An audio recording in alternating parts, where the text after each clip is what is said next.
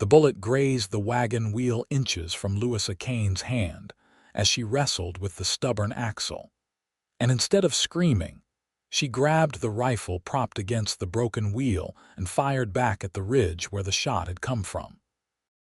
It was August 1876, and the road between Laramie, Wyoming territory, and the scattered homesteads to the north had grown increasingly dangerous.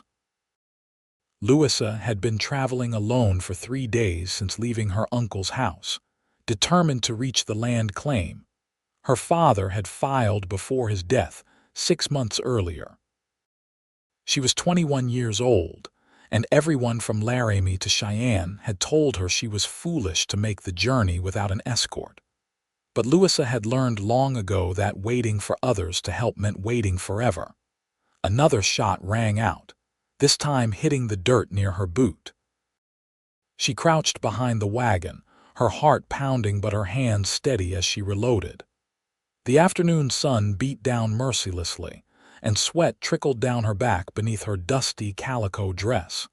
She could see movement on the ridge, at least 2 men, maybe 3. Highway robbers had become common on these lonely stretches, preying on travelers they assumed would be easy targets. Louisa had no intention of being easy. She fired again, aiming carefully despite the distance. The shot echoed across the empty prairie, and she heard a yelp of surprise. At least she had gotten their attention. She was reaching for another cartridge when she heard the thunder of hoofbeats approaching from the opposite direction. A rider crested the hill to her left, moving fast on a paint horse. For a moment, Louisa's stomach clenched, wondering if this was another threat. But the rider was heading straight for the ridge where the shots had come from, and she heard him shout something she could not make out over the wind. More gunshots, these rapid and deliberate. Louisa kept her rifle trained on the ridge, ready to provide cover if needed. The rider disappeared behind the rocky outcropping, and for several tense moments, there was only the sound of the wind whistling through the grass and the nervous stamping of her draft horses. Then the rider emerged again, alone, and turned his horse toward her wagon. Louisa raised her rifle instinctively, sighting down the barrel at the approaching stranger. He raised one hand, palm out, while the other controlled his reins. "They are gone," he called out when he was close enough. "Rode off north. You hit one of them in the shoulder. Good shooting." He drew his horse to a stop about 20 feet from her wagon, close enough to talk but far enough to show he meant no immediate threat. Louisa kept her rifle up, assessing him. He was tall, broad-shouldered, with dark hair that needed cutting and several days' worth of beard on his jaw. His clothes were worn but well-maintained, the leather vest and chaps of someone who spent most of his life in the saddle. A cowboy, she guessed, probably working one of the larger ranches in the area. He looked to be in his mid-20s, with gray eyes that watched her steadily, seemingly unbothered by the rifle pointed at his chest. "I appreciate the help," Louisa said carefully, "but you can keep your distance until I know more about you." To her surprise, he smiled. It transformed his weather-beaten face, crinkling the corners of those gray eyes. "Smart woman. Name's Ethan Ross. I work for the Circle 7 Ranch about 15 miles northwest of here. Was heading into Laramie for supplies when I heard the shooting." "Louisa Kane," she replied, lowering the rifle slightly but not putting it down. "And before you ask, yes, I am traveling alone, and no, I do not need a lecture about it." "Would not dream of it," Ethan said, and she thought she detected amusement in his voice. "Any woman who shoots back at highway robbers instead of fainting has probably heard all the lectures already." Despite herself, Louisa felt a smile tugging at her lips. "More than I can count." "What happened to your wagon?" Ethan asked, nodding toward the tilted vehicle. "Broke an axle about 2 hours ago." "I have been trying to fix it, but I need to lift the wagon higher to slide the new axle in, and I cannot manage the weight and the placement at the same time." The admission galled her, but there was no point in pretending. She had been struggling with the problem when the robbers had spotted her vulnerable position. Ethan dismounted in one smooth motion, looping his horse's reins over a scrubby bush. "Let me give you a hand. Between the two of us, we should be able to manage it." Louisa watched him approach, still wary, but his movements were open and unhurried, and he kept his hands away from the revolver at his hip. When he reached the wagon, he crouched down to examine the broken axle, running his fingers over the splintered wood. "You have a replacement?" he asked. "In the back of the wagon. I bought it in Laramie just in case." Forward thinking. He glanced up at her, squinting against the sun. "This is going to take some doing. You have a jack, of course." They worked in silence for the next hour, Louisa directing and helping while Ethan provided the muscle to lever the wagon high enough. She had to admit he was good at this, moving with the practiced efficiency of someone who had repaired more than his share of broken equipment. He did not talk down to her or try to take over completely, instead asking her opinion and following her lead when she had a better idea. The sun was sinking toward the horizon by the time they wrestled the new axle into place and secured it. Ethan straightened, wiping sweat from his forehead, and examined their work with a critical eye. "That should hold," he said. "But you should not be traveling alone, Miss Kane. Those men might come back with reinforcements." Louisa bristled immediately. "I can take care of myself." "I saw that. But even the best shot cannot watch all directions at once." He held up a hand before she could argue. "I am not trying to tell you what to do, just stating a fact. The Circle 7 is only a few hours from here. You could stop there tonight, rest your horses, and continue in the morning." "My boss, Mr. Callahan, would not mind. He is a decent man, and his wife would probably be happy for the female company." It was a sensible suggestion, and Louisa knew it. But she had fought so hard for her independence, made so many people angry by refusing to conform to their expectations, that accepting help felt like admitting defeat. "I do not need charity," she said stiffly. Ethan's expression did not change. "It is not charity, it is common sense. Besides, I could use the company on the ride. Gets lonely out here." There was something in the way he said it, without pressure or judgment, that made Louisa reconsider. She looked at the darkening sky, at her tired horses, at the empty prairie stretching in all directions. Pride was all well and good, but stupidity was something else entirely. "All right," she said finally, "but just for tonight. I need to reach my father's claim as soon as possible." "Fair enough." Ethan walked back to his paint horse and swung into the saddle. "Follow me. The ranch is northwest. We should be there before full dark if we keep a steady pace." They traveled as the sun painted the sky in shades of orange and purple, Louisa driving her wagon while Ethan rode alongside. He pointed out landmarks, a distinctive rock formation, a creek bed that ran full in spring but was dry now in late summer. His voice was pleasant, neither too loud nor too soft, and he spoke about the land with the affection of someone who truly loved it. "How long have you been in Wyoming territory?" Louisa asked, partly out of genuine curiosity and partly to fill the silence. 5 years. Came out from Missouri after the war ended.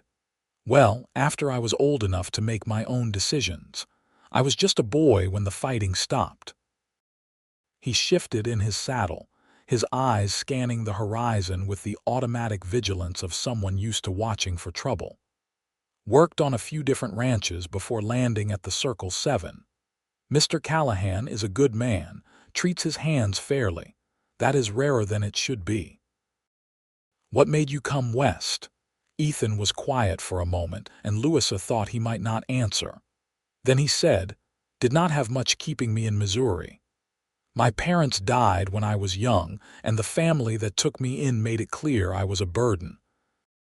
Soon as I could, I lit out for somewhere I could make my own way.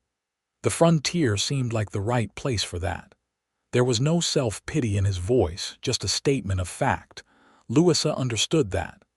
My father brought us out here 7 years ago, she said.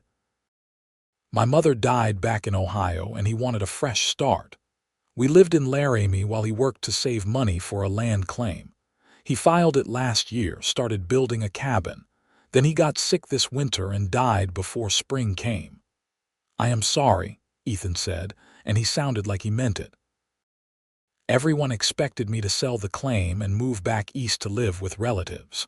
But I do not want to live in some crowded city, being a burden on cousins who barely remember me. My father worked hard for that land. I want to see what he started through to the end. What will you do with it? Farm, eventually, and I want to raise horses, good horses, not just work animals. My father knew horses, taught me everything he knew. There is a market for well-trained riding horses, especially out here. Ethan nodded slowly. That is a smart plan. Hard work, though. Building a horse ranch from nothing. I am not afraid of hard work. I can see that. They fell into a comfortable silence after that. Louisa found herself relaxing slightly, the tension of the long day easing from her shoulders. She studied Ethan as he rode, the easy way he sat his horse, the alertness that never quite left his posture. He was handsome in a rough-hewn way, she supposed, if you liked that sort of thing. Not that it mattered. She had not come west looking for romance. She had come for freedom. The Circle 7 ranch appeared as they crested a low rise, lights glowing warmly in the gathering darkness. It was larger than Louisa had expected, with a substantial main house, a long bunkhouse, a barn, and several corrals. Cattle dotted the landscape, dark shapes in the twilight. Mr. Callahan built this place up from nothing, Ethan said, pride evident in his voice. Started with just 100 head of cattle and a lot of determination. Now he runs over 1,000 head, and the ranch turns a solid profit every year. They rode into the yard, and immediately a door opened in the main house. A man stepped out onto the porch, tall and graying, with the bearing of someone used to command. "Ethan, that you?" the man called. "Yes, sir, Mr. Callahan. I brought a traveler who needs a place to stay for the night."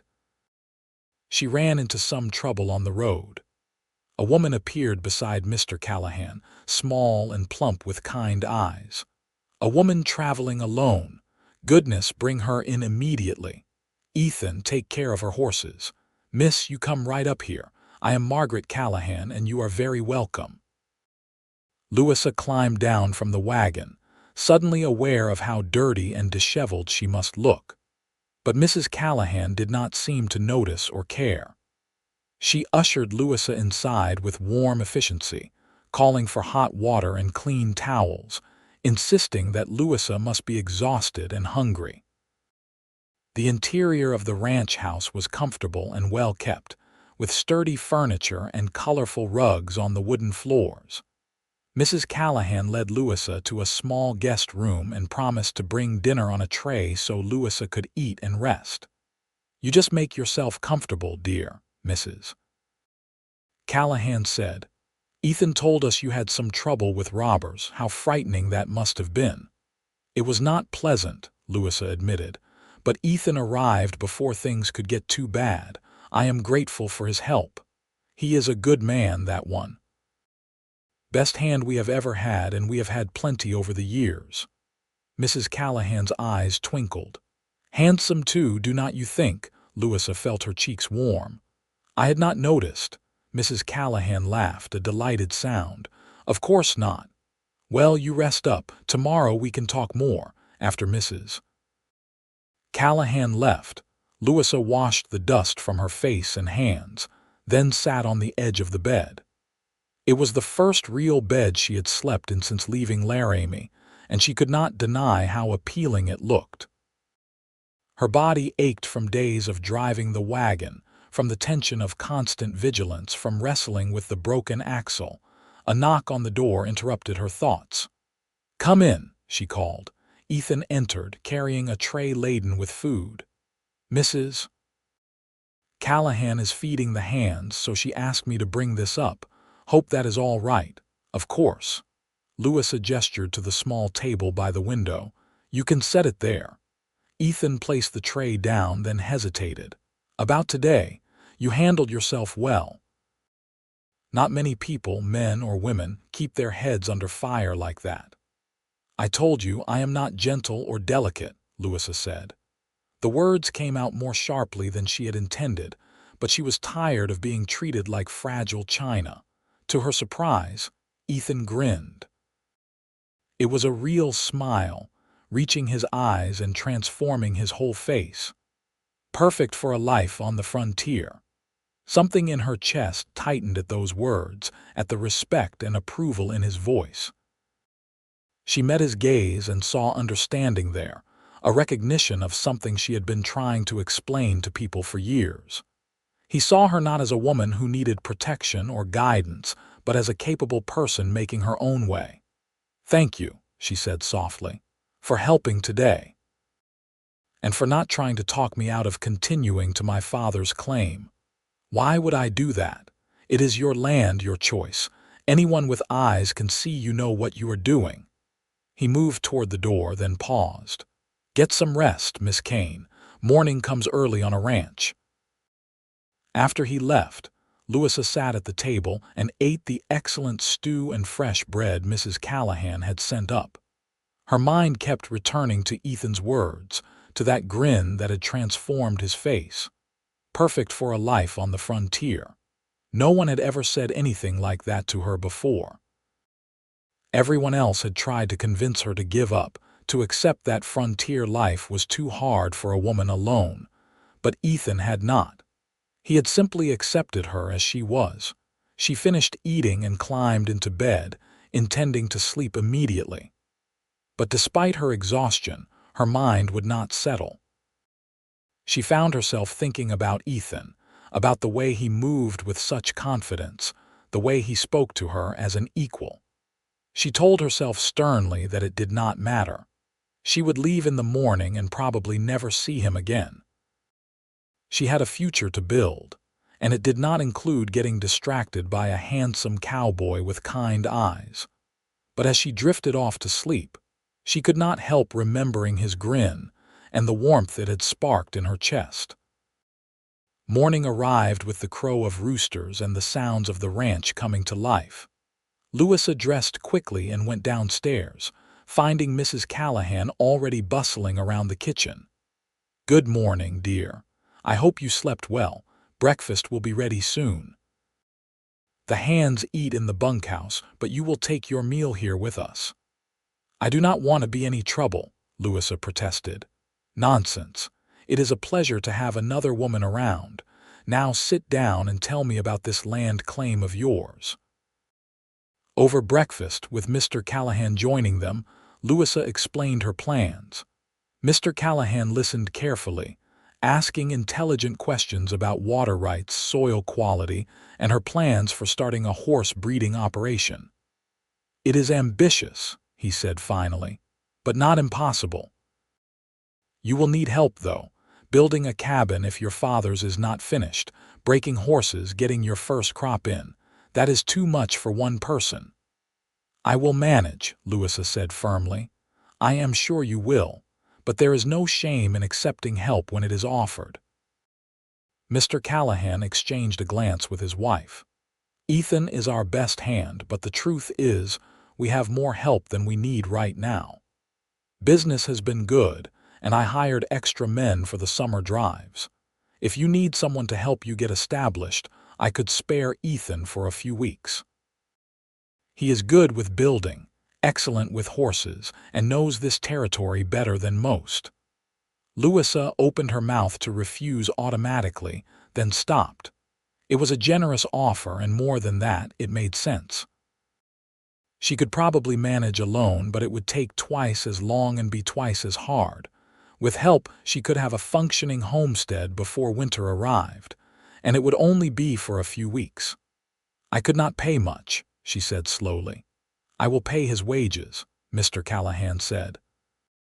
Consider it a neighborly gesture. We ranchers need to help each other out here.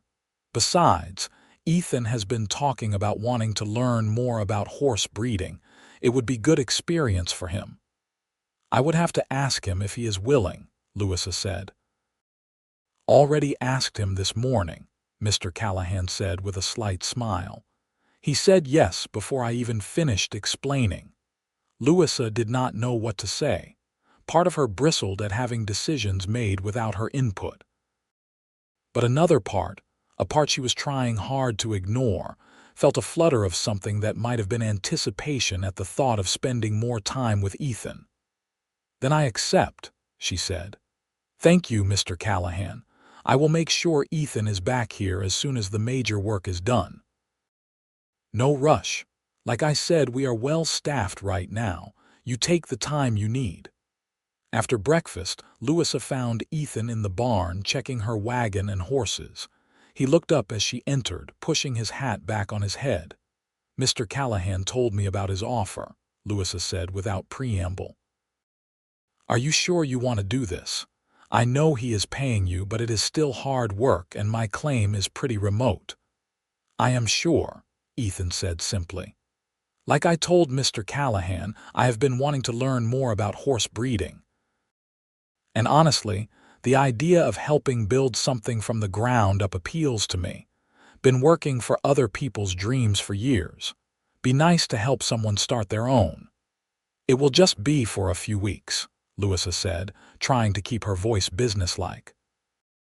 Just until the cabin is finished and I get the first fences up. However long it takes. Ethan moved to check the wagon's new axle, running his hand over their work from yesterday. This held up well. Should be good for the rest of the journey. How far is your claim from here? About 2 days northwest, near the Medicine Bow Mountains. There is a creek running through the property, good grazing land and timber for building. Sounds ideal. When do you want to leave? As soon as possible. This morning, if we can. Ethan nodded. I will get my gear and let Mr. Callahan know. Give me 20 minutes. He was as good as his word. 20 minutes later, he rode out of the barn on his paint horse, saddlebags packed and a bedroll tied behind his saddle. Mrs. Callahan came out to see them off, pressing a basket of food into Louisa's hands. You take care of yourself, dear, and do not be strangers. Once you are settled, you come visit us. I will, Louisa promised. Thank you for your kindness. They set out into the morning, the sun climbing slowly in a cloudless sky. The land stretched around them, vast and empty and beautiful. Louisa had always loved this about the frontier, the sense of endless possibility, of space to breathe and grow without the constraints of civilization pressing in. Tell me about the cabin, Ethan said as they traveled. How much did your father get done before he died? The walls are up and the roof is on, but it needs chinking and the floor is just dirt. No windows yet and only a basic door. There is a small barn started, just a frame really, and a corral that needs finishing. So quite a bit to do. Yes, but the hard part, the initial building, is done. The rest is just finishing work. They talked as they traveled, Louisa describing her father's vision for the property, Ethan asking questions and offering suggestions. He knew a great deal about building and ranching, knowledge gleaned from years of practical experience. But he never lectured or talked down to her. Instead, he listened to her ideas and built on them, turning their conversation into a genuine exchange of information. As the day wore on, Louisa found herself relaxing in his company. There was something peaceful about Ethan, a sense of steadiness that made her feel safe without feeling smothered. He did not try to fill every silence with chatter, but he was there when she wanted to talk, attentive and engaged. They stopped at midday to rest the horses and eat some of Mrs. Callahan's food. Louisa sat in the shade of her wagon while Ethan stretched out on the ground nearby, his hat pulled low over his eyes. For several minutes they just rested in comfortable silence. "Can I ask you something?" Ethan said eventually, not moving his hat. "Of course." "Why is it so important to you to do this alone? I mean, I understand wanting independence, but you seem almost angry when people offer help." Louisa considered the question. It was more perceptive than she had expected. "Because people have been telling me what I cannot do my entire life," she said finally. "I am a woman, so I cannot manage property. I am young, so I do not know what I am doing. I should marry, settle down, let a man make decisions for me. Every time I accept help, it feels like admitting they are right, that I cannot do this on my own." "But everyone needs help sometimes," Ethan said. "That does not make you weak or incapable, it just makes you human." "I know that logically, but it is hard to accept it emotionally." Ethan pushed his hat back and looked at her. "For what it is worth, I do not think you are weak or incapable. I think you are one of the strongest people I have ever met, and accepting my help does not change that." Something warm bloomed in Louisa's chest at his words. She met his gaze and saw sincerity there, genuine respect. "Thank you," she said quietly, "just the truth." He stood, stretching. "We should get moving if we want to make good time before dark." They traveled the rest of the day without incident, the landscape gradually becoming more rugged as they approached the mountains. As evening fell, they made camp by a small creek, and Ethan insisted on taking first watch. "Those robbers might still be out here," he said. "No point taking chances." Louisa started to argue, then stopped. He was right, and besides, she was exhausted. "Wake me in a few hours and I will take over. Deal." She wrapped herself in her blankets under the wagon, using her saddle as a pillow. Despite her tiredness, she lay awake for a while, listening to the sounds of the night. She could hear Ethan moving around the camp, checking the horses, adding wood to the fire. It should have made her uncomfortable, having someone else there, someone she had only known for a day. But instead, she felt safe. That realization troubled her more than it should have. The next morning dawned clear and cool. They broke camp quickly and continued northwest, the Medicine Bow Mountains growing larger on the horizon. Louisa's excitement built as they drew closer to her father's claim. She had only visited once, when her father had first filed the paperwork, but she remembered the beauty of it, the potential she had seen. "We should reach it by late afternoon," she told Ethan. "The creek that runs through the property is distinctive, wider than most of the others around here." They reached the claim as the sun was beginning its descent toward the western horizon. Louisa felt a surge of emotion as she recognized the landmarks her father had described, the line of cottonwood trees along the creek, the meadow perfect for grazing, the stand of timber on the northern boundary. And there, in a clearing near the creek, stood the cabin. It was small and rough but solid. Her father had known how to build, and he had done good work. Louisa pulled her wagon to a stop and just sat for a moment, taking it all in. This was hers. Her land, her future, her dream. Ethan drew his horse alongside her wagon.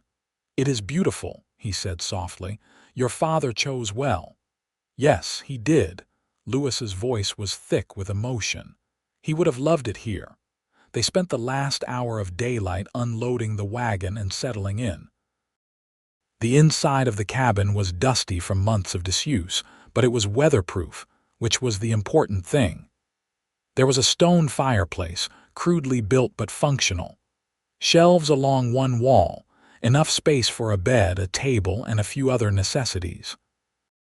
Ethan set up his bedroll in the unfinished barn, insisting that Louisa take the cabin. "It is your home," he said when she protested. "I have slept in worse places than this, trust me." That night they sat by a fire outside the cabin, eating a simple meal and planning the work ahead. Ethan had walked the property before dark, assessing what needed to be done. "First priority is finishing the cabin," he said. "Get the floor laid, chink the walls properly, install real windows. That way you will have a comfortable, secure place to live. Then we work on finishing the barn and corral. After that, we can start thinking about fencing and preparing for winter." "That is a lot of work." "Yes, but it is doable. We have a few months before the first snow. If we work steadily, we can get most of it done." Over the following weeks, they fell into a rhythm. They woke with the sun and worked until dark, stopping only for quick meals. Ethan was a tireless worker, skilled with tools and willing to tackle any task. But more than that, he was a good teacher, showing Louisa techniques and tricks he had learned over the years. They laid a proper floor in the cabin, smooth planks that Ethan cut and fitted with precision. They chinked the walls with mud and grass, sealing out the wind. Ethan rode to a nearby town and bought glass for windows, a luxury that made the cabin feel like a real home. He built shutters that could be closed against storms and a solid door with iron hinges. As they worked, they talked. Louisa told him about her childhood in Ohio, about her mother's death and her father's determination to start fresh. About the years in Laramie, watching her father work himself to exhaustion to save money for this land. About her own dreams of raising horses, of building something that would last. Ethan talked about his wandering years after leaving Missouri, the different ranches he had worked, the places he had seen. He spoke about the beauty of the frontier, the harshness of it, the way it tested you and forced you to become stronger. He talked about his hope of having his own place someday, though he was not sure he would ever save enough money. "Land is expensive," he said one evening as they rested after a long day of work on the barn. "Even out here, even with homesteading. You need capital to get started, to buy stock and equipment. I have been saving for years, but it never seems to be enough." "Maybe you will find another way," Louisa said. "Not everything has to follow the expected path." True enough. As the weeks passed, Louisa found herself increasingly aware of Ethan in ways that had nothing to do with the work they were doing. She noticed the way his shoulders moved when he swung an axe, the strength in his hands when he lifted heavy timbers. She noticed his patience when teaching her new skills, his quiet competence, the way he always seemed to know what needed to be done next. And she noticed the way he looked at her sometimes, when he thought she was not paying attention. There was something in his eyes, a warmth and appreciation that made her heart beat faster. One afternoon, they were working on the corral fence, digging post holes in the hard ground. It was exhausting work, and the sun beat down mercilessly. Louisa paused to wipe sweat from her forehead, and when she looked up, Ethan was watching her. "What?" she asked, suddenly self-conscious. "Nothing. Just thinking how remarkable you are. Remarkable how? Remarkably dirty, remarkably sweaty," he laughed. "Remarkably strong, remarkably determined. Most people would have given up on this by now, but you just keep pushing forward. I do not know any other way to be. I know. That is what makes you remarkable." Their eyes met and held. Louisa felt something shift between them, an acknowledgement of what had been building for weeks. She saw in Ethan's face that he felt it too, this pull, this connection that went beyond friendship or working partnership. He took a step toward her, then stopped. "Louisa, yes." Her voice came out barely above a whisper. "I think I am falling in love with you." The words hung in the air between them. Louisa's heart pounded so hard she thought he must be able to hear it. Part of her wanted to deflect, to make a joke, to protect herself from the vulnerability of this moment. But she had never been one to hide from the truth. "I think I am falling in love with you too," she said. Ethan closed the distance between them in 2 long strides. He reached for her, then hesitated, giving her the chance to pull away. Instead, Louisa stepped into his arms. He held her carefully, as though she were something precious, and bent his head to kiss her. It was not her first kiss, but it was the first one that mattered. Ethan kissed her with a gentleness that belied his rough exterior, with a tenderness that made her feel cherished and respected. When they finally pulled apart, she was breathless. "I did not plan for this to happen," Ethan said, resting his forehead against hers. "I came here to help you build your dream, not to complicate things. You have not complicated anything. If anything, you have made everything clearer." "How so?" "I thought I had to do everything alone to prove I was strong enough. But being with you, working with you, I have realized that strength is not about refusing help. It is about knowing who to trust, who to let in. And I trust you, Ethan. I trust you more than I have trusted anyone in a long time." He kissed her again, longer this time, with more confidence. When they finally returned to work, everything had changed and nothing had changed. They still worked with the same focused determination, but now there was an undercurrent of joy, of possibility, of a future that might include more than just friendship. That evening, as they sat by the fire after dinner, Ethan said, "I need to be honest with you about something." Louisa felt a flutter of worry. "What is it?" "When Mr. Callahan offered to lend me to you, he said a few weeks.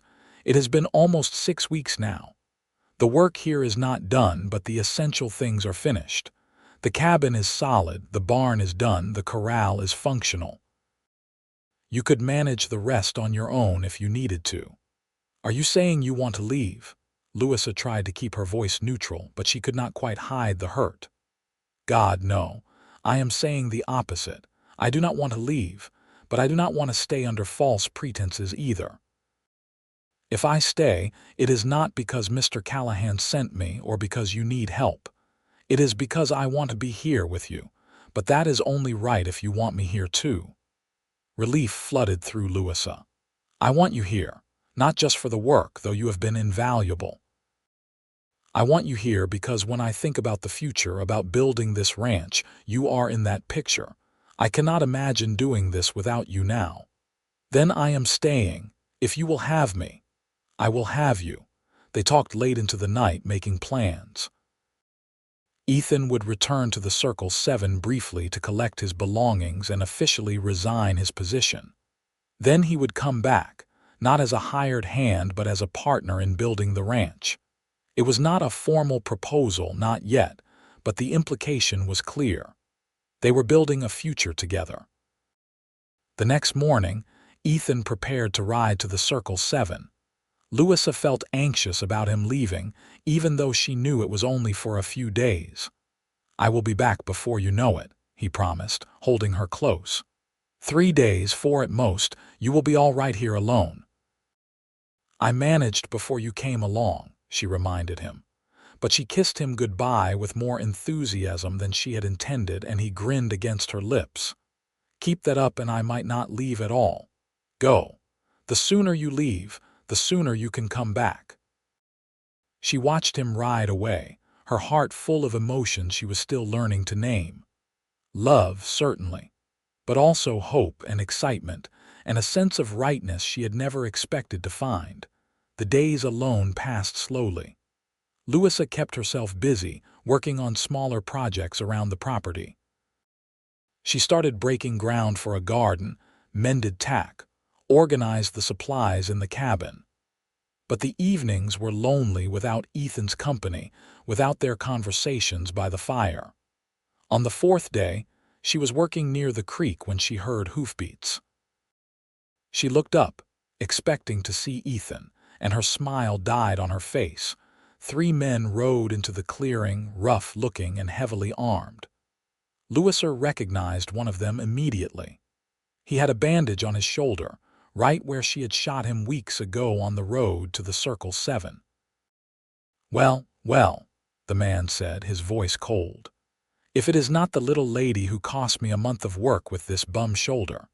Where is your friend, the cowboy who chased us off?" Louisa's hand moved slowly toward the rifle she had leaned against a nearby tree. He will be back any minute. You should leave before he gets here. The man laughed. Nice try, but we have been watching this place. We saw him ride out days ago. You are all alone, which means we can take our time settling scores. The three men dismounted, spreading out in a semicircle. Louisa's mind raced. She could grab the rifle, but not before they could draw on her. She could try to run, but they would catch her. Her best chance was to keep them talking until she saw an opening. "What do you want?" she asked, keeping her voice steady. "What do we want?" "How about recompense for the money we lost while my shoulder healed? How about payback for the humiliation of being shot by a woman?" The man's voice grew harder. "But mainly, we want to teach you a lesson about respecting your betters. My betters. You are highway robbers. You have no honor, no decency. You are not my betters. You are nothing but cowards who prey on people you think cannot fight back." The man's face darkened with anger. "You have a smart mouth. That is going to change." He took a step toward her, and Louisa launched herself toward the rifle. She almost made it. Her fingers brushed the stock. Then something slammed into her from the side, knocking her to the ground. One of the other men had tackled her, and he was heavy, pinning her down. She fought with everything she had, scratching, kicking, biting. She heard the man curse as her nails raked across his face. Then someone grabbed her arms, wrenching them behind her back hard enough to make her cry out. "Not so tough now, are you?" the leader said, standing over her. "Maybe we should just..." The gunshot cut off his words. The man holding Louisa suddenly released her and stumbled backward, clutching his side. Another shot rang out, and the leader dove for cover behind his horse. Ethan rode into the clearing at a full gallop, his revolver in one hand. He fired again, and the third robber threw up his hands in surrender. The man Louisa had scratched was already running for the horses, terror on his face. "You have 3 seconds to get on your horses and ride out," Ethan said, his voice like iron. "Or the next shot goes between your eyes." The leader looked at Ethan, then at his wounded companion, then at the gun pointed steadily at his head. He must have seen something in Ethan's face that convinced him, because he slowly raised his hands. "We are going. No need for more shooting." "Wrong. There is need. You threatened someone I love. You attacked her. I should kill you where you stand." "Ethan," Louisa said, pushing herself to her feet, "let them go." He looked at her, conflict clear on his face, then he nodded slowly. "Get out of here. And if I ever see any of you again, I will not be so generous." The 3 men scrambled onto their horses and rode away at a gallop. Ethan watched until they were out of sight, then holstered his gun and jumped down from his horse.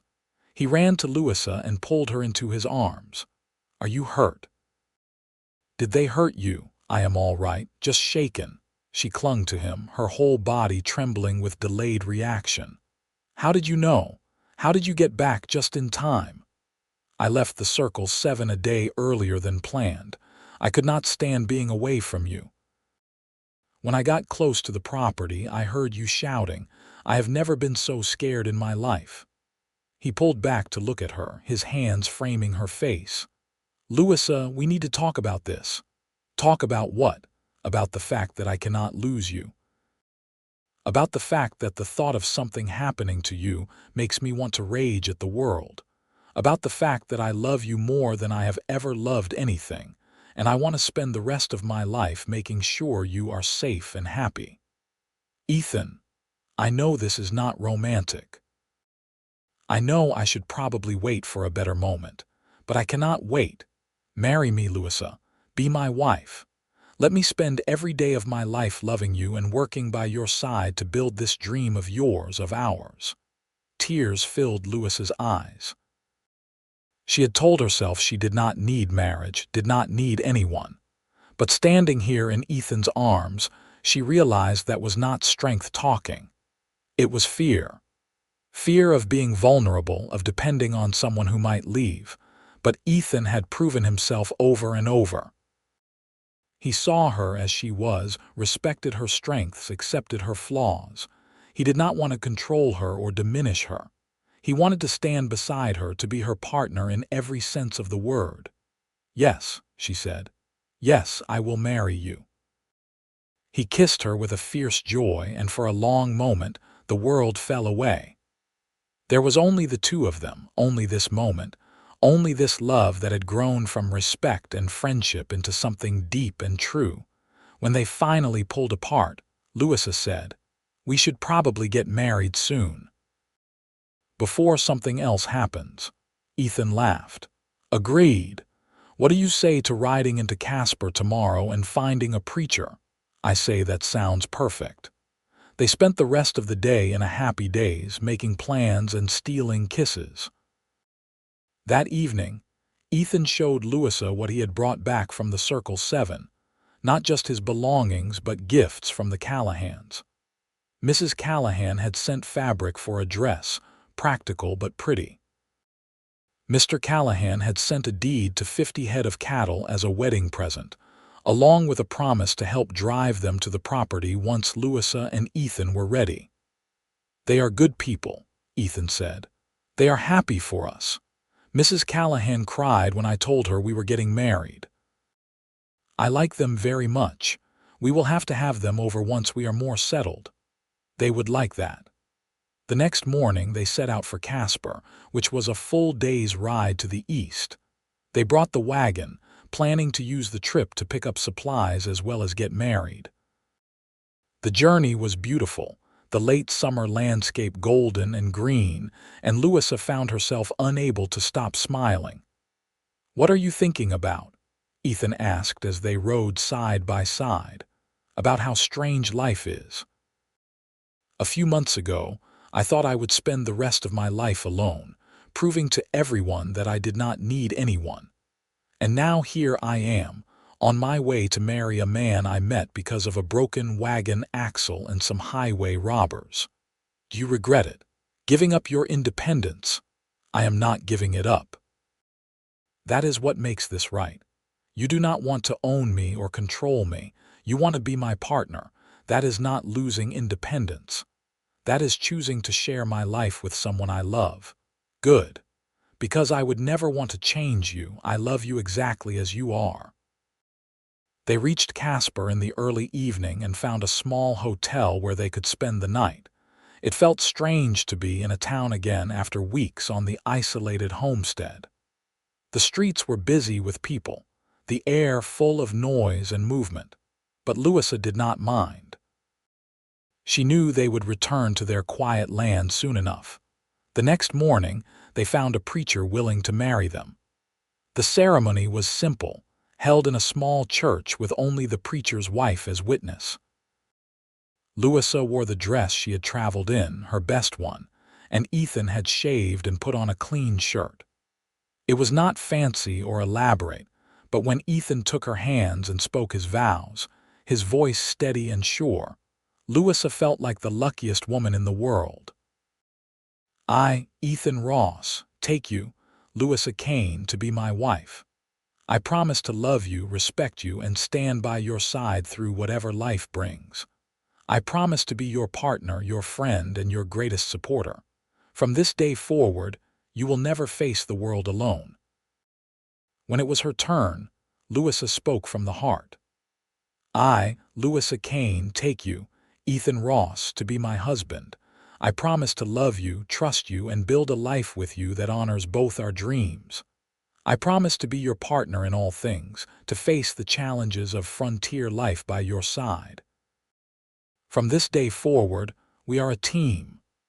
The preacher pronounced them married, and Ethan kissed her with such tenderness that Louisa's eyes filled with tears. They signed the marriage certificate, paid the preacher, and walked out into the bright Wyoming morning as husband and wife. They spent another day in Casper, buying supplies and enjoying the novelty of being in civilization. Ethan bought Louisa a simple gold ring from the general store, slipping it onto her finger with a smile. Louisa bought new tools for the ranch and seeds for the garden. They ate dinner at a restaurant, a luxury after weeks of camp cooking, and spent their wedding night in the hotel, finally alone together as a married couple. The journey back to the homestead felt different. They were not just returning to a piece of land. They were returning home, to the place they would build their future together. Over the following months, as summer turned to autumn, they worked tirelessly to prepare for winter. The fences went up, strong and true. They built a proper chicken coop and bought hens from a neighboring homestead. The garden yielded vegetables that Louisa preserved for the cold months ahead. Ethan hunted, bringing back deer and antelope to supplement their stores. In October, Mr. Callahan and several of his hands helped drive the 50 cattle to the property.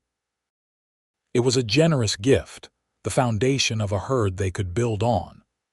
The Callahans stayed for dinner, and Louisa made a feast to thank them. Sitting around the table in the cabin, listening to the laughter and conversation, she felt a profound sense of gratitude. She had found not just love, but community, people who cared about her success. As winter closed in, bringing snow and bitter cold, Louisa and Ethan settled into the rhythm of married life. The cabin was warm and snug, the chinking they had done keeping out the worst of the wind. They spent long evenings by the fire, Ethan carving useful items from wood while Louisa worked on sewing or mending. They talked about their plans for the spring, about the horses they would buy and train, about the improvements they wanted to make to the ranch. And they learned each other in ways that went beyond work and planning. Ethan loved to read, something Louisa had not known. He had a small collection of books that he had carried with him for years, and he would read aloud to her in the evenings, his voice bringing stories to life. Louisa discovered that she loved to draw, sketching plans for the ranch, designs for a new barn, portraits of the horses she dreamed of raising. Ethan praised her talent, encouraging her to keep drawing. One snowy evening in December, Louisa realized she had not had her monthly bleeding in some time. She counted back the weeks, her heart beating faster. When she was sure, she waited until after dinner to tell Ethan. "I think I am with child," she said, watching his face carefully. For a moment he just stared at her, then a smile broke across his face, transforming it with joy. "Truly, I am almost certain. It is still early, but the signs are there." He pulled her into his arms, holding her close. "A baby. We are going to have a baby. Are you happy?" Louisa asked, though she could hear the answer in his voice.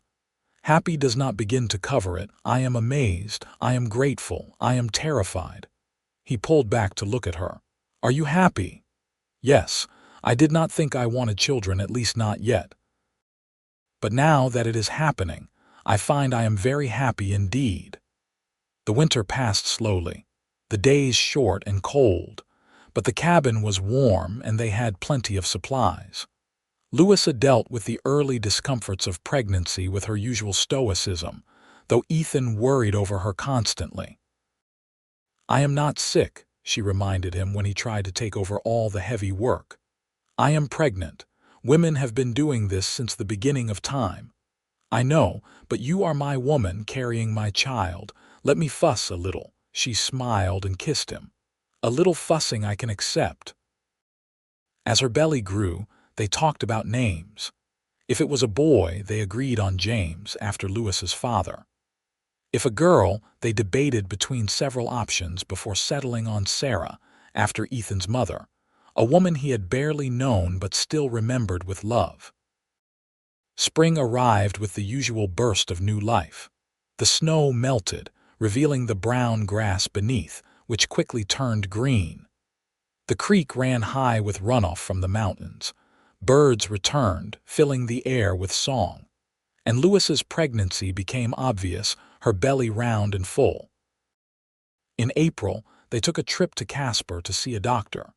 He examined Louisa and pronounced her healthy, predicting the baby would arrive in early June. They bought supplies for the birth and made plans for who would help when the time came. Mrs. Callahan had already offered to come and stay for a few weeks, and Louisa gratefully accepted. True to her word, Mrs. Callahan arrived at the homestead in late May, bringing with her practical advice, endless energy, and a reassuring presence. Louisa had been trying not to be nervous about the birth, but having an experienced woman there made all the difference. "You are going to do just fine, dear," Mrs. Callahan said. "You are strong and healthy. Nature will do most of the work." The baby came on a warm June evening, just as the sun was setting. The birth was long and difficult, but no worse than expected for a first child. Ethan paced outside the cabin, white-faced with worry, while Mrs. Callahan coached Louisa through the contractions. When the baby finally arrived, it was a boy, squalling and red-faced and perfect. Mrs. Callahan cleaned him up and placed him in Louisa's arms, and she felt a surge of love so intense it was almost painful. "He is beautiful," she whispered. "He is perfect," Mrs. Callahan agreed. "Let me get Ethan." Ethan came in slowly as though afraid he might break something, but when he saw Louisa holding their son, his face transformed with wonder. He knelt beside the bed, gently touching the baby's tiny hand. "James," Louisa said. "Our son, James Ross." "Hello, James," Ethan said softly. "Welcome to the world. Your mother and I have been waiting for you." The baby wrapped his tiny fingers around Ethan's much larger one, and Louisa saw tears in her husband's eyes. He looked at her with such love and gratitude that her own eyes filled. "Thank you," he said. "Thank you for this gift. Thank you for our son. Thank you for choosing to build this life with me." "I would choose you every time," Louisa said. "In every life, in every world, I would always choose you."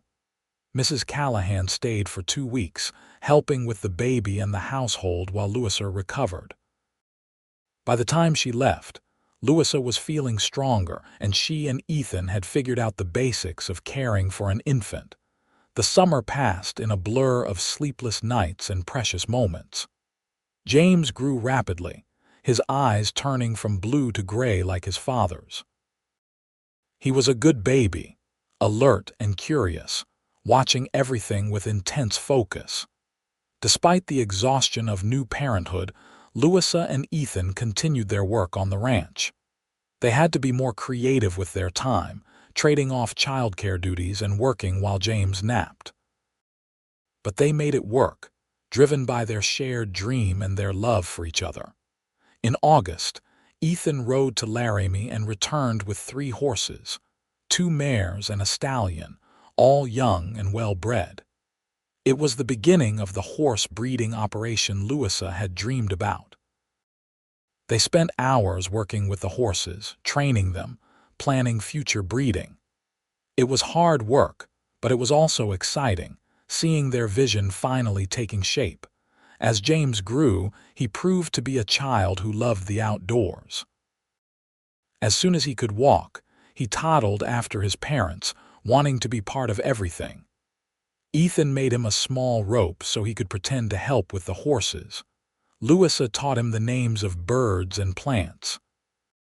He was a happy child, secure in the love of his parents and the beauty of the land around him. The years passed, each one bringing new challenges and new joys. The ranch grew slowly but steadily. They added more cattle, more horses. They built a larger barn and expanded the corrals. They cultivated more land for hay and crops. It was back-breaking work, but they were building something real, something lasting. When James was 3, Louisa found herself pregnant again. This time, the pregnancy was easier, perhaps because she knew what to expect. In the spring of 1881, they welcomed a daughter, Sarah Grace Ross. She had Louisa's dark hair and Ethan's gray eyes, and she was as strong-willed as her mother. James was fascinated by his baby sister, always wanting to help care for her. Louisa would find him sitting by her cradle, singing to her in his childish voice, or trying to feed her bits of his own food. It was clear that he took his role as big brother seriously. the homestead became truly self-sufficient. They had chickens for eggs, cows for milk, a garden that produced abundantly. Ethan hunted to provide meat. They traded with neighboring homesteads for things they could not produce themselves. It was a hard life, but it was a good one, rich in ways that had nothing to do with money. The horse breeding operation became known in the area. Louisa had a gift for selecting and training horses, and word spread about the quality of the stock from the Ross Ranch. They sold their first trained horses in 1882, and the money allowed them to make improvements they had been putting off. In 1883, they welcomed another child, another son they named Thomas. The cabin was becoming crowded with 3 children, so Ethan spent the summer building an addition, doubling the living space. It was still small by most standards, but it was enough for their family. Life was not always easy. There were droughts that tested their water supply, harsh winters that claimed livestock, illnesses that frightened them. But they faced each challenge together, drawing strength from their love and their partnership. The bond between them, forged in those early days of working side by side, only deepened with time. On their 10th wedding anniversary, Ethan surprised Louisa by taking her on a picnic, leaving the children with the Callahans for the day. They rode to a high meadow on their property, a spot with a view of the mountains and the valley below. They spread a blanket under the pines and ate the food Ethan had packed. 10 years, Louisa said, leaning back against him. It feels like a lifetime and like no time at all. I know what you mean. Sometimes I still cannot believe this is my life, that you are my wife, that we built all this together. Do you ever regret it? Giving up the wandering life to settle down with me? Ethan turned her to face him, his expression serious. Not for one single second. Before I met you, I was just drifting, working for other people's dreams. You gave me something to build, something to fight for. You gave me a home, a family, a future. I have never been happier than I am right now in this moment with you. I love you, Louisa said simply. More now than the day we married. I did not think that was possible, but it is true. Every day with you is a gift. They made love under the open sky, then lay in each other's arms, talking about their dreams for the future. They wanted to keep growing the ranch, to make it prosperous enough to pass on to their children.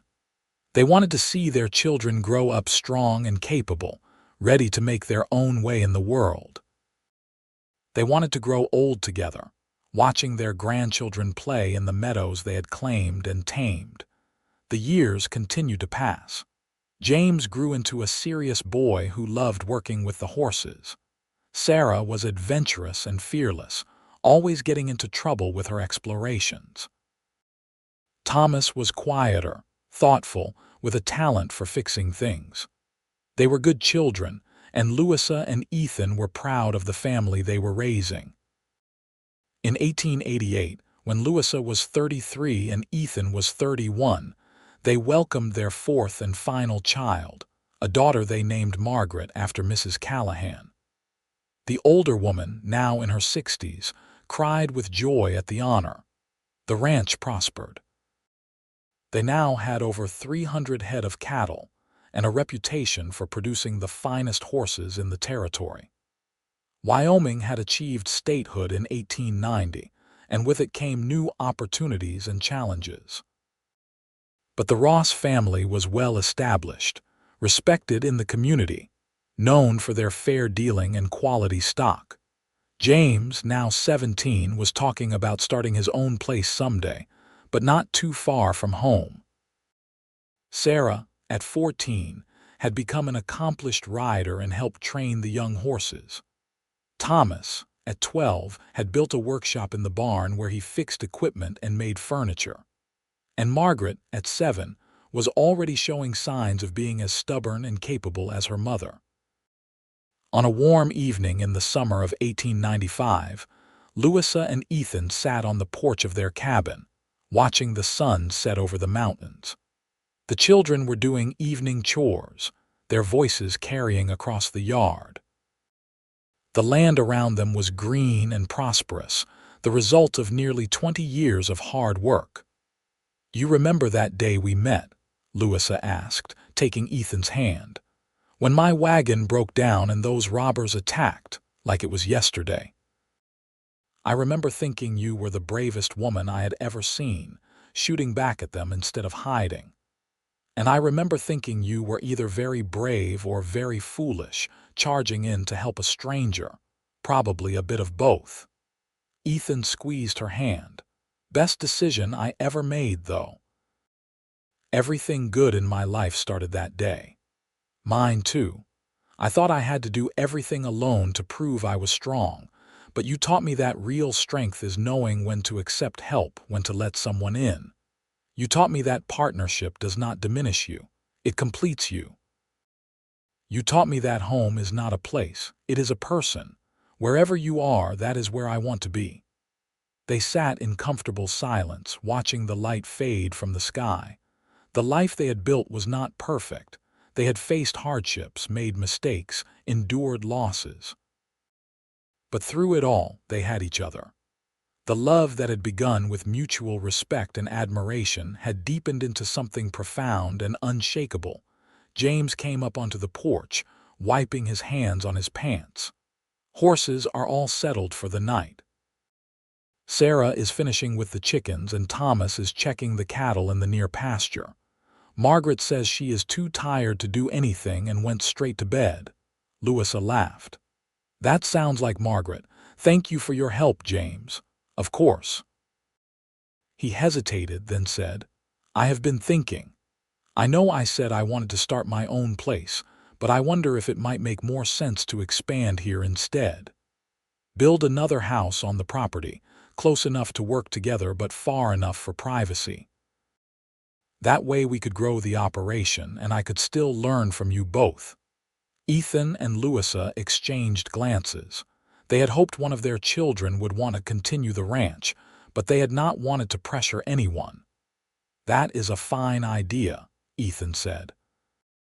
"We could discuss it more seriously, work out the details, but I think it could work very well." "Good." James smiled, looking relieved. "I will let you two enjoy your evening. Good night." After he went inside, Louisa leaned her head on Ethan's shoulder. "Our son wants to stay and build on what we started. I know. It is a good feeling knowing that this place will continue after we are gone, that all this work meant something. It always meant something. We built a life, Ethan, a good life, full of love and purpose. That matters, regardless of what happens after." "True, but it is still nice to know it will continue." The stars began to emerge in the darkening sky. Louisa thought about the journey that had brought her here, from the frightened but determined young woman traveling alone to the wife, mother, and rancher she had become. She thought about the partnership she had found with Ethan, the way they had built something beautiful together. "I love you," she said, not for the first time that day, but with no less sincerity. "I love you too. Always have, always will." They stayed on the porch until the stars filled the sky, content in each other's company, grateful for the life they had built and the love they shared. Inside, their children slept safely. Around them, the land they had claimed and tamed stretched into the darkness. And overhead, the vast Wyoming sky arched endlessly, full of stars and possibilities. The years that followed brought more changes and more blessings. James did build his house on the property, and when he turned 21, he married a woman named Elizabeth from a neighboring ranch. They had their first child, a son, in 1898, making Louisa and Ethan grandparents for the first time. Holding that baby, seeing the joy in James and Elizabeth's faces, Louisa felt the circle of life completing itself. Sarah, true to her adventurous nature, surprised everyone by becoming a teacher. A small schoolhouse had been built in the area, and she took over teaching the local children, including her younger siblings and eventually her nephew. She married later, at 25, to a newspaper man from Casper, and they split their time between the town and the ranch. Thomas did indeed start his own business, though he stayed on the ranch. He opened a workshop that served the surrounding homesteads, repairing equipment and building custom items. He was in high demand, his skill and fair prices making him popular. He married a quiet woman named Anna, and they built a small house near James's. Margaret, the youngest, proved to be as passionate about horses as her mother. By the time she was 16, she was the best horse trainer in the family, with an almost mystical ability to communicate with even the most difficult animals. She took over much of that part of the business, allowing Louisa to step back a bit. By the turn of the century, the Ross Ranch was one of the most successful in the region. They had weathered economic downturns, harsh weather, and all the challenges that frontier life could throw at them. But they had not just survived, they had thrived. In 1900, on a crisp autumn day, Louisa and Ethan took a ride together, just the two of them. They had done this regularly over the years, carving out time to be alone together, to remember that before they were parents and ranchers, they were husband and wife. They rode to the spot where the cabin had first stood, now surrounded by additional buildings and corrals. The original cabin was still there, though it had been expanded and improved over the years. It served as the heart of the ranch, the place where their story had begun. 25 years, Louisa said, dismounting. She was 45 now, her dark hair streaked with gray, her face weathered by sun and wind. But she moved with the same strength and confidence she had always possessed. A quarter of a century since we stood in that church in Casper and promised to build a life together. Ethan, at 48, was grayer and had lines around his eyes, but he was still strong and capable. He came to stand beside her, wrapping his arm around her waist. Best 25 years of my life. Every single day with you has been a gift, even the hard days. The droughts, the illnesses, the times we were not sure we would make it through the winter, especially those days, because we faced them together, because we had each other to lean on. That made all the difference. Louisa turned to face him fully, placing her hands on his chest. Do you remember what I said when we first met, when you suggested I might need help? You said you were not gentle or delicate, and you said I was perfect for a life on the frontier. No one had ever said anything like that to me before. Everyone else told me I was too stubborn, too independent, too unwilling to accept my proper place. But you saw those same qualities and valued them. Because they were valuable, because you were extraordinary and you still are. You built this ranch as much as I did. You raised 4 incredible children. You created a legacy that will last for generations. And you did it all while being exactly yourself, never compromising who you were to fit someone else's expectations. We did it together, Louisa corrected. I could not have done any of this without you. You gave me something I did not even know I needed, a true partner. Someone who saw me as an equal, who valued my opinions, who worked beside me instead of trying to lead or follow. That is what marriage should be. Not one person in charge and the other submitting, but 2 people, equally strong, equally committed, building something together that neither could have built alone. They stood in silence for a moment, holding each other, remembering the journey they had taken. Then Ethan said, "We still have years ahead of us, you know. This is not the end of our story, it is just another chapter." I know, and I look forward to every moment of it. Every sunrise we watch together, every challenge we face, every joy we celebrate. As long as I am with you, I am home. They sealed the promise with a kiss, deep and sweet, full of the love that had sustained them through 25 years of marriage and would sustain them through however many more they were granted. The sun was setting as they rode back to the house, painting the sky in shades of gold and pink. Smoke rose from the chimneys of the various houses on the property, and they could hear the sounds of their family going about evening chores. It was a scene of peace and prosperity, of a dream realized and a legacy secured. That evening, the entire family gathered for dinner at the main house. It was something they tried to do regularly, all coming together to share a meal and each other's company. The long table was crowded with children and grandchildren, with conversation and laughter. Ethan stood and raised his glass, waiting for the chatter to quiet. "I want to make a toast," he said. "To Louisa, my wife, my partner, the love of my life. 25 years ago, she took a chance on a cowboy who had nothing but his skills and his determination. She could have married someone wealthier, someone more established.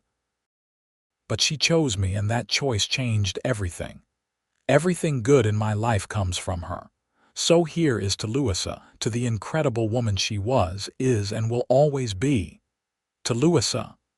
Everyone chorused, raising their glasses. Louisa felt tears prick her eyes. She stood as well, looking around the table at the faces of the people she loved most in the world. "And I want to toast Ethan," she said. "The man who saw me not as a woman who needed to be protected or controlled, but as a person with dreams and abilities. The man who became my partner in every sense of the word. The man who proved that love is not about possession or submission, but about mutual respect and support. Everything I have accomplished, I accomplished because I had him by my side. So here is to Ethan, to the love we share and to the life we built together." "To Ethan," the family echoed. As they sat back down and the meal continued, Louisa looked at Ethan across the table. Their eyes met, and in that moment, she felt the full weight of their shared history, the depth of their connection.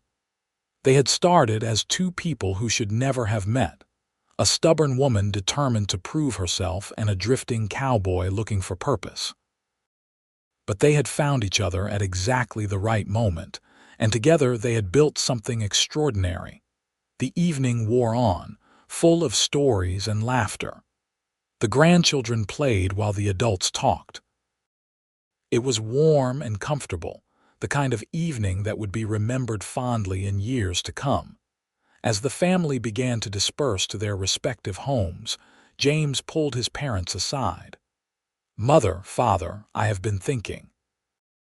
The ranch has grown so much, and with Thomas's workshop and Sarah's teaching and Margaret's horse training, we are really becoming more like a community than just a ranch."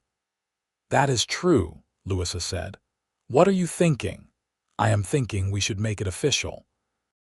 File papers to establish this as an actual community, with shared resources and cooperative ownership among the family members. That way, as it continues to grow, everyone has a stake, everyone has a say. We would be building not just a ranch, but a legacy." Ethan and Louisa looked at each other, communicating in the wordless way that came from decades of partnership. "I think that is an excellent idea," Ethan said. "It honors what your mother and I tried to build here. Not just a business, but a place where family comes first, where everyone contributes and everyone benefits. We would need to work out the details," Louisa added. "Make sure it is fair to everyone, that no one feels left out or taken advantage of. But the basic concept is sound." They spent the next several weeks working on the plan, consulting with lawyers in Casper, discussing options with each family member. In the end, they created a structure that preserved the ranch as a family enterprise while allowing each household to maintain independence. It was innovative for the time, and it ensured that the Ross Ranch would continue for generations. The seasons continued to turn. Louisa and Ethan gradually stepped back from the day-to-day running of the ranch, though they never stopped working entirely. They took on advisory roles, passing their knowledge to the younger generation while still contributing where they could.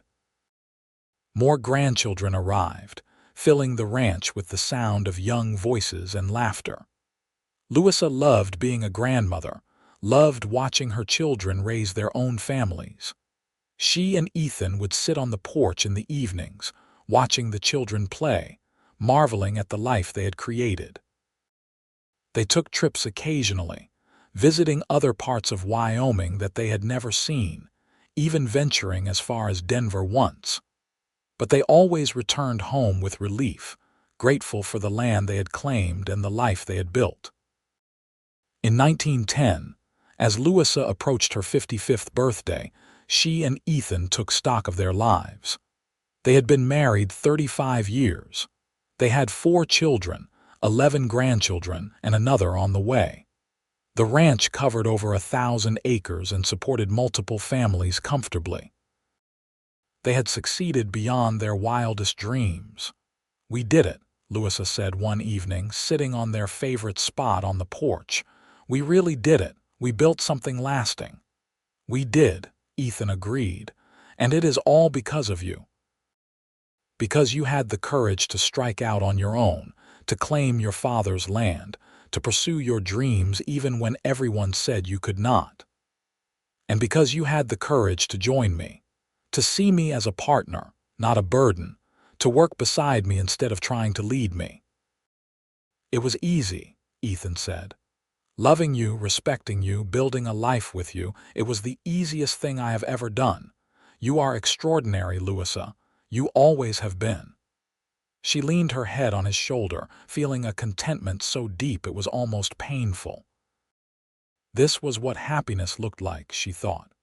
Not constant excitement or drama, but this quiet peace, this deep satisfaction with a life well lived. The years continued to pass, but more gently now. Louisa and Ethan aged gracefully, their love never wavering. They celebrated 50 years of marriage in 1925, surrounded by children, grandchildren, and even a few great-grandchildren.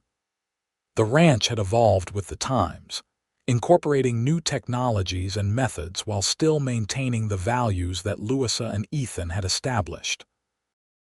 They died within months of each other in 1927, Louisa at 72 and Ethan at 75. It was said in the family that neither could bear to be without the other for long. They were buried on the ranch, on a hill overlooking the land they had claimed and tamed, where they could watch over it forever. The legacy they left was not just the physical ranch, though that was substantial. It was the example they set of what partnership could look like, of what love could accomplish when built on mutual respect and shared dreams. Their descendants continued to run the ranch for generations, each one adding their own chapter to the story, while never forgetting the 2 people who had started it all. And so the story of Louisa Kane and Ethan Ross became part of the folklore of Wyoming, a tale told around campfires and dinner tables. The story of a woman who refused to be gentle or delicate, and a man who recognized that she was perfect exactly as she was. The story of 2 people who found each other at the right moment and built something beautiful together. A love story set against the harsh beauty of the frontier, proving that the strongest foundations are built not on conformity, but on acceptance, respect, and an unwavering commitment to face life's challenges together. Their love had transformed not just their own lives, but the lives of everyone who came after them, rippling outward like stones thrown into still water. And in the end, that was the greatest legacy of all, not just what they built, but how they built it, and the love that sustained them through every triumph and every trial along the way.